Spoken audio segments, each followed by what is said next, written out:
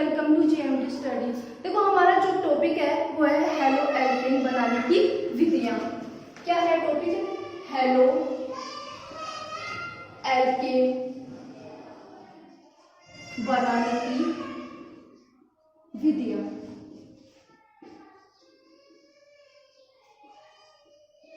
यहाँ पे जो फर्स्ट मेथड है वो है एल्केनों के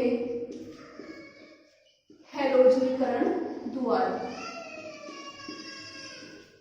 हैलोजनीकरण द्वारा देखो, हैलोजनीकरण का मतलब होता है हैलोजन का जुड़ना। क्या होता है? हैलोजन का जुड़ना। जब हम किसी भी एल्केन की रिएक्शन हैलोजन के साथ प्रकाश की उपस्थिति में कराते हैं तो यहाँ पे बनते हैं हेलो एल्केन। क्या बनते हैं? Halo alkane. यहाँ पे अपन कोई भी एल्केन लेते हैं, जैसे एग्जाम्पल ले लिया अपन ने मैथिन ले लिया। अब हम मैथिन की रिएक्शन करवा रहे हैं क्लोरीन के साथ। किसकी उपस्थिति में करवा रहे हैं? प्रकाश की उपस्थिति में। जब हम इस एल्केन की रिएक्शन हैलोजन के साथ करवाते हैं तो यहाँ पे ये जो Cl बॉन्ड है ये ब्रेक हो जाता है और इस मैथेन का जो कार्बन हाइड्रोजन बॉन्ड है ये क्या हो जाता है? ये यहाँ से ब्रेक हो जाता है, जिसके कारण यहाँ से HCl बाहर निकल जाता है। क्या बाहर निकल गया? HCl। अब यहाँ पे क्या बचा? CH3Cl। अब यहाँ पे CH3Cl के बीच में बॉन्ड बन जाता है और यहाँ पे क्या बन जाता है? मैथिल क्लोराइड। लेकिन ये रिएक्शन यहाँ पे रुकती नहीं है। क्यों नहीं रुकती?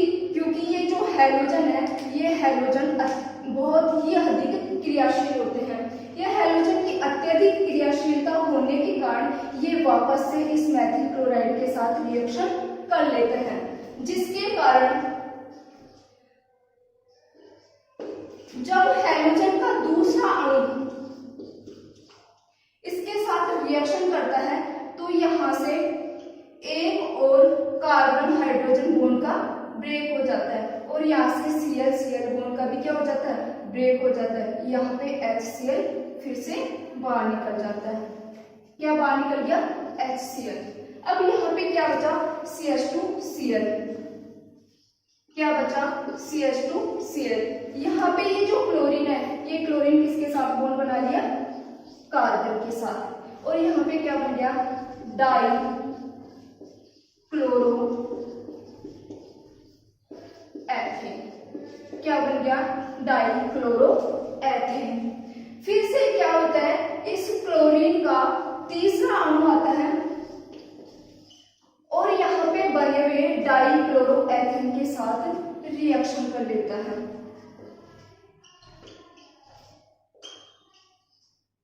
अब जब ये दोनों आपस में रिएक्शन करेंगे तो यहाँ पे क्या हो जाएगा? यहाँ पे ये जुड़ा हुआ कार्बन हाइड्रोजन बॉन्ड फिर से ब्रेक हो जाता है और ये क्लोरीन क्लोरीन बॉन्ड का ब्रेक हो जाता है। तो यहाँ पे क्या हो गया? बॉन्ड ब्रेक हो गया, जिसके कारण यहाँ से HCl फिर से क्या हो जाएगा?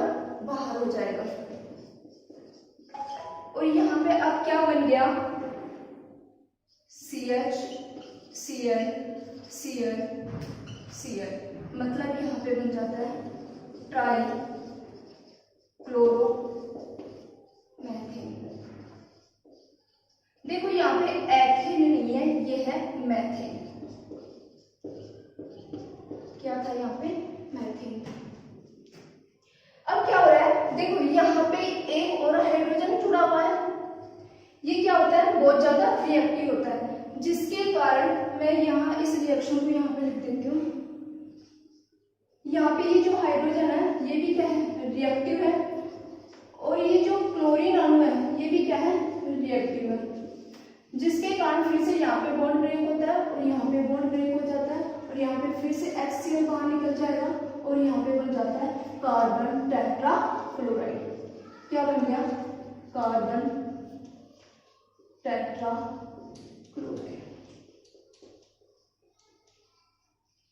या फिर हम दूसरा नाम देंगे तो इसका नाम हो जाएगा टेट्राक्लोरोमेथिल।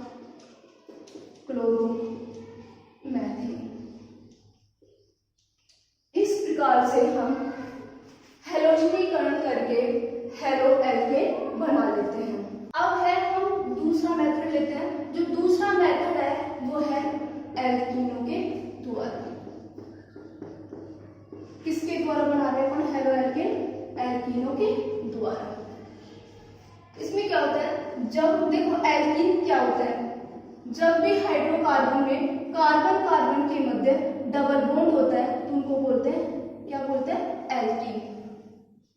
जब हम एल्कीन की रिएक्शन हाइड्रोजन हैलाइड के साथ कराते हैं, किसकी रिएक्शन? एल्कीन की रिएक्शन हाइड्रोजन हैलाइड के साथ कराते हैं तो यहाँ पे बनता है हेलो एल्केन। क्या बनते हैं? Halo alkane. देखो यहाँ पे अपन पहले बना रहे हैं सममित एल्कीन द्वारा, सममित एल्कीन द्वारा। अब हम देखें कि सममित एल्कीन क्या होती है। देखो अब हम देखें कि सममित एल्कीन क्या होती है। जब डबल बॉन्ड के दोनों साइड दोनों कार्बन सेम होते हैं तो उसको बोलते हैं सममित एल्कीन। देखो डबल बॉन्ड की इस साइड क्या है? CH2 और इस साइड में क्या है? CH2। तो ये एल्कीन कैसी है? सममित एल्कीन। जब हम सममित एल्कीन की रिएक्शन हाइड्रोजन हैलाइड, मतलब हाइड्रोजन हैलाइड क्या हो जाएंगे? HCl HBr। तो हम यहाँ पे एल्कीन की रिएक्शन अपन करा रहे हैं हाइड्रोजन क्लोराइड के साथ। हाइड्रोजन क्लोराइड के साथ करवाते हैं तो यहाँ पे ये जो पाई बॉन्ड होता है ये ब्रेक हो जाता है और यहाँ से HCl बॉन्ड ब्रेक हो जाता है। अब यहाँ से हम इस Cl को चाहे इस कार्बन पे जोड़ दो चाहे इस कार्बन पे जोड़ दो, तो हम जोड़ रहे हैं इस क्लोरीन को इस कार्बन पे और ये बचा हुआ हाइड्रोजन किस पे जुड़ जाएगा? इस कार्बन पे जाके। तो यहाँ पे क्या बन गया? क्लोरोएथेन। क्या बन गया?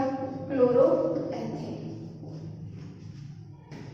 हम दूसरा एल्कीन लेते हैं असममित एल्कीन। कौन सी एल्कीन ले रहे हैं? असममित एल्कीन द्वारा। देखो असममित एल्कीन क्या होती है? जब डबल बॉन्ड के दोनों ओर अलग अलग कार्बन उपस्थित होते हैं। देखो डबल बॉन्ड के इस साइड में CH2 है और इस साइड में क्या है? CH3। तो इस टाइप की जो एल्कीन होती है उसको बोलते हैं असममित एल्कीन। जब हम असममित एल्कीन की रिएक्शन कोई भी हाइड्रोजन हैलाइड मतलब चाहे HCl HBr के साथ कराते हैं तो यहाँ से पाई बॉन्ड ब्रेक हो जाता है और यहाँ से हाइड्रोजन ब्रोमाइड बॉन्ड ब्रेक हो जाते हैं। अब हमारे पास सिचुएशन ये आ जाती है कि इस ब्रोमीन को इस कार्बन के ऊपर जोड़े या फिर इस कार्बन के ऊपर जोड़े। हम इस हाइड्रोजन हैलाइड का योग करते हैं मार्कोनिकोव नियम के अनुसार। मार्कोनिकोव नियम के अनुसार अब हम बात करें कि मार्कोनिकोव नियम क्या होता है। अब हम देखते हैं कि मार्कोनिकोव नियम क्या होता है। मार्कोनिकोव नियम, देखो इस नियम के अनुसार जब किसी असममित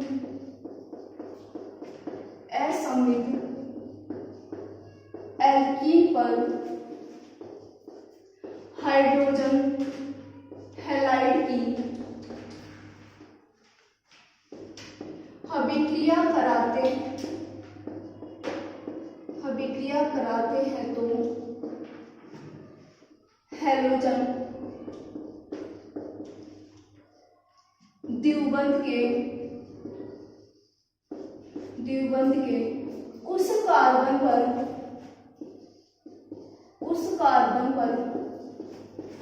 जुड़ता है जिस पर हाइड्रोजन परमाणु की संख्या कम हो। हैलोजन परमाणु किस पे जुड़ेगा? जिस पर हाइड्रोजन की संख्या कम हो। देखो हमारा एग्जांपल क्या था पीछे, CH डबल बॉन्ड CH2। इसके रिएक्शन को किसके साथ करवा थे? Br के साथ। देखो यहाँ पे ये जो पाई बॉन्ड है ये ब्रेक हो गया था और यहाँ पे HBr बॉन्ड ब्रेक हो गया था। अब हमारे पास सिचुएशन ये आ गई थी कि हम Br का योग इस कार्बन पर करें या फिर इस कार्बन। देखो ये जो मार्कोनिकोव नियम है, ये मार्कोनिकोव नियम ये बताता है कि जो हैलोजन परमाणु है उस कार्बन पे जाके जुड़ता है जिस पर हाइड्रोजन की संख्या कम हो। तो ये ब्रोमीन किस पे जुड़ेगा? इस कार्बन पे, CH3 CH Br। अब ये हाइड्रोजन किस पे जुड़ जाएगा? इस कार्बन पे, और यहाँ पे बन जाता है 2 ब्रोमो, 3 कार्बन क्या हो जाएंगे? प्रोपेन। यदि हम यही एग्जांपल लेके इसकी रिएक्शन करवा रहे हैं हाइड्रोजन ब्रोमाइड के साथ, किसकी उपस्थिति में करवा रहे हैं? अब हम करवा रहे हैं पेरोक्साइड की उपस्थिति में। अब रिएक्शन किसकी उपस्थिति में करवा रहे हैं? पेरोक्साइड की उपस्थिति में। अब यहाँ पे क्या होता है? वापस से बॉन्ड ब्रेक होता है, यहाँ पे ये HBr जो बॉन्ड है ये ब्रेक हो जाता है। अब ये जो HBr का योग है ये मार्कोनिकोव नियम के अनुसार ना होकर एंटी मार्कोनिकोव नियम के अनुसार होता है। क्यों होता है? क्योंकि यहाँ पे पेरोक्साइड उपस्थित है। अब हम बात करें कि एंटी मार्कोनिकोव नियम क्या होता है। एंटी मार्कोनिकोव नियम क्या होता है? देखो ये जो एंटी मार्कोनिकोव नियम है ये मार्कोनिकोव नियम का जस्ट उल्टा है। मार्कोनिकोव नियम तो ये बताता है कि हैलोजन परमाणु कार्बन के उस कार्बन पर जाके जुड़ता है जिस पर हाइड्रोजन की संख्या कम हो। लेकिन ये जो एंटी मार्कोनिकोव नियम है ये कहता है कि हैलोजन उस परमाणु पर जाके जुड़ता है जिस पर हाइड्रोजन की संख्या अधिक हो। तो अब यहाँ पे जो ब्रोमीन का योग होगा वो किस पे होगा? इस कार्बन पे। तो यहाँ पे क्या बन जाएगा? CH3 CH2 CH2 Br। तो यहाँ पे क्या बना? 1 ब्रोमो एथेन। क्या बन गया यहाँ पे? सॉरी एथेन नहीं है, ये 3 कार्बन है, 3 कार्बन के लिए आएगा प्रोपेन। अब हम एक और एग्जांपल देखते हैं। जैसे अपने पास कोई एग्जांपल है CH double bond CH C2H5। हम इसकी रिएक्शन करवा रहे हैं HCl के साथ। देखो यहाँ से पाई बॉन्ड ब्रेक हो जाता है, यहाँ से HCl बॉन्ड ब्रेक हो जाता है। अब मार्कोनिकोव नियम ने क्या बताया था कि हैलोजन परमाणु उस कार्बन पे जाके जुड़ता है जिस पर हाइड्रोजन की संख्या कम है। लेकिन हम यहाँ पे देख रहे हैं कि यहाँ पे भी हाइड्रोजन एक ही है और यहाँ पे भी, मतलब दोनों कार्बन पर हाइड्रोजन की संख्या सेम है। तो इस केस में ये जो हैलोजन परमाणु है उस कार्बन पे जुड़ता है जिस कार्बन पर एल्किल समूह बड़ा हो। किस कार्बन पे जुड़ेगा? जिस पर एल्किल समूह बड़ा हो। तो यहाँ पे क्या बन जाएगा? CH3। ये हाइड्रोजन इस कार्बन पे जुड़ जाएगा तो क्या बन गया? CH2। यहाँ पे क्या हो गया? CH। ये हाइड्रोजन इस कार्बन से जुड़ जाएगा तो क्या बन गया यहाँ? Cl C2H5। तो इसका नाम क्या हो जाएगा? 3 क्लोरो। कितने कार्बन है? 5। तो क्या लिख देंगे अपन? पेंटेन। देखो जो हैलोजन अम्लों की क्रियाशीलता होती है, हैलोजन अम्लों की क्रियाशीलता का क्रम। सबसे अधिक जो क्रियाशील होते हैं वो होते हैं हाइड्रोजन आयोडाइड, उसके बाद में होते हैं हाइड्रोजन ब्रोमाइड, उसके बाद में होते हैं हाइड्रोजन क्लोराइड और सबसे कम क्रियाशील होते हैं हाइड्रोजन फ्लोराइड। ये क्या है इनका क्रियाशीलता का क्रम। हमारा जो थर्ड मेथड है वो है अल्कोहल के द्वारा। किसके द्वारा बना रहे हैं अपन? अल्कोहल के द्वारा। देखो हम इसकी अल्कोहल की सबसे पहले रिएक्शन करवा रहे हैं हाइड्रोजन हैलाइड के साथ। किसके साथ करवा रहे हैं? हाइड्रोजन हैलाइड के साथ। जब हम अल्कोहल की रिएक्शन हाइड्रोजन हैलाइड के साथ कराते हैं तो यहाँ पे बनता है हेलो एल्केन, यहाँ से H2O बाहर हो जाता है। अब हम यहाँ पे कोई भी अल्कोहल ले लेते हैं, जैसे CH3OH, यहाँ पे ले लिया अपन ने HCl। जब हम इस एथिल अल्कोहल की रिएक्शन HCl के साथ कराते हैं तो यहाँ पे अपन लेते हैं निर्जल ZnCl2। यहाँ पे क्या होता है? यहाँ से H2O बाहर निकल जाता है। अब यहाँ पे क्या बना? क्या बचा? CH3 और यहाँ पे Cl, तो क्या बन जाएगा? CH3Cl। क्या बना? क्लोरोमेथेन। क्या बन गया? क्लोरोमेथेन। अब हम नेक्स्ट रिएक्शन, हम यहाँ पे कोई भी एग्जाम्पल लेते हैं, जैसे अपन ने ले लिया एथिल अल्कोहल। एथिल अल्कोहल की रिएक्शन करवा रहे हम HBr के साथ, हाइड्रोजन ब्रोमाइड। जब हम अल्कोहल की रिएक्शन इस हाइड्रोजन ब्रोमाइड के साथ करवाते हैं तो यहाँ पे हमको लेते हैं H2SO4। किसकी प्रेजेंस में रिएक्शन करवाते हैं? H2SO4। यहाँ पे क्या होता है? वापस से H2O बाहर निकल जाता है। क्या बाहर निकल गया? H2O बाहर निकल गया। क्या बचा? एथिल और यहाँ पे Br, यहाँ पे बन जाता है ब्रोमो एथिल। देखो जो दूसरा वाला मेथड है इसका वो है डाल्टन अभिक्रिया। कौन सी है? डाल्टन अभिक्रिया। इसमें क्या होता है? जब अल्कोहल की रिएक्शन हम करवा रहे हैं, इसमें अल्कोहल की रिएक्शन करवा रहे हैं थायोनिल क्लोराइड के साथ। किसके साथ करवाया? थायोनिल क्लोराइड के साथ। किसकी उपस्थिति में करवा रहे हैं? पिरिडीन की उपस्थिति में। और इसको गर्म कर रहे हैं तो यहाँ पे क्या बन जाएंगे? Halo alkane. देखो यहाँ पे हम कोई भी अल्कोहल ले लेते हैं, जैसे अपन ने ले लिया CH3OH, ये क्या है? Methyl alcohol. इसकी रिएक्शन करवा रहे हैं हम थायोनिल क्लोराइड के साथ। किसके साथ रिएक्शन करवा रहे हैं अपन? थायोनिल क्लोराइड के साथ। किसकी उपस्थिति में करवा रहे हैं? पिरिडीन की उपस्थिति में। यहाँ पे क्या होता है? देखो यहाँ पे ये जो थायोनिल क्लोराइड है हम इसको कुछ ऐसे लिख सकते हैं खोल के। अब क्या होता है कि ये बॉन्ड यहाँ से ब्रेक होता है और ये बॉन्ड यहाँ से ब्रेक हो जाता है और यहाँ से निकल जाता है HCl। अब क्या होता है कि यहाँ से बॉन्ड ब्रेक और यहाँ से निकल जाएगा सल्फर डाइऑक्साइड। किसके रूप में बाहर निकल जाएगा? Sulphur dioxide. यहाँ पे क्या बचा? तो मैथिल समूह और यहाँ पे क्लोरीन, इन दोनों के बीच में बॉन्ड बन जाता है और यहाँ पे बन जाएगा मैथिल क्लोराइड।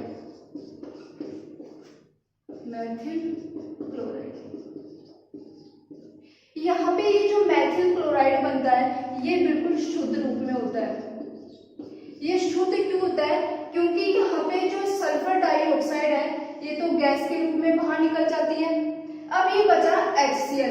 ये HCl है, ये pyridine के द्वारा अवशोषित कर लेता है। यहाँ पे pyridine क्या काम कर रही है, ये HCl को अवशोषित कर लेती है, जिसके कारण यहाँ पे जो एल्किल हैलाइड बनते हैं वो बिल्कुल शुद्ध अवस्था में बनते हैं।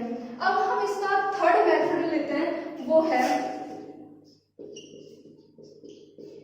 इसका जो थर्ड मेथड है वो करवा रहे अपन PCl5 के साथ। किसके साथ रिएक्शन करवा रहे हैं, अल्कोहल की किसके साथ रिएक्शन करवा रहे हैं, PCl के साथ, मतलब फॉस्फोरस टेट्राक्लोराइड के साथ। देखो जब हम अल्कोहल की रिएक्शन फॉस्फोरस पेंटाक्लोराइड के साथ कराते हैं तो यहाँ पे क्या बनता है, हेलो एल्केन। देखो हम यहाँ पे कोई भी एल्कोहल लेते हैं, जैसे अपन ने ले लिया CH3OH, इसकी रिएक्शन करवा रहे हैं अपन PCl5 के साथ, मतलब फॉस्फोरस पेंटाक्लोराइड के साथ। देखो यहाँ से एक क्लोरीन इस Cl के साथ बाहर निकल जाता है, यहाँ से बचा हुआ एक क्लोरीन इस CH3 के साथ बाहर निकल जाता है, यहाँ से CH3Cl और क्या निकल गया HCl, और यहाँ पे क्या बचा, एक फॉस्फोरस और 3 क्लोरीन, और यहाँ पे क्या बचा, एक ऑक्सीजन। तो यहाँ पे ये बाहर निकल जाएंगे POCl3 के साथ। इस प्रकार यहाँ पे क्या बन गया, एल्किल क्लोराइड। अब हम अल्कोहल की रिएक्शन करवा रहे हैं PCl3 के साथ, मतलब फॉस्फोरस ट्राइक्लोराइड के साथ। देखो जब हम अल्कोहल की रिएक्शन फॉस्फोरस ट्राइक्लोराइड के साथ कराते हैं तो यहाँ पे बन जाता है हेलो एल्कीन। क्या बन जाएगा, हेलो एल्कीन।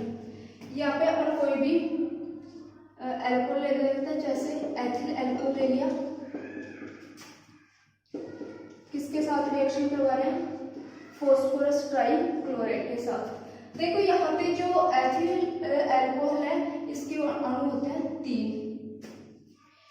अब यहाँ से फॉस्फोरस ट्राइक्लोराइड के ये जो 3 हैलोजन है, ये 3 हैलोजन इस C2H5 के साथ बॉन्ड बना लेते हैं, C2H5। तो यहाँ कितने एथिल क्लोराइड बाहर निकल गए, 3। और यहाँ पे क्या बचा, एक फॉस्फोरस, 3 ऑक्सीजन और 3 हाइड्रोजन। ये तीनों के तीनों किसके रूप में बाहर निकल जाएंगे, H3PO3 के रूप में। इसका नाम क्या है, एथिल क्लोराइड।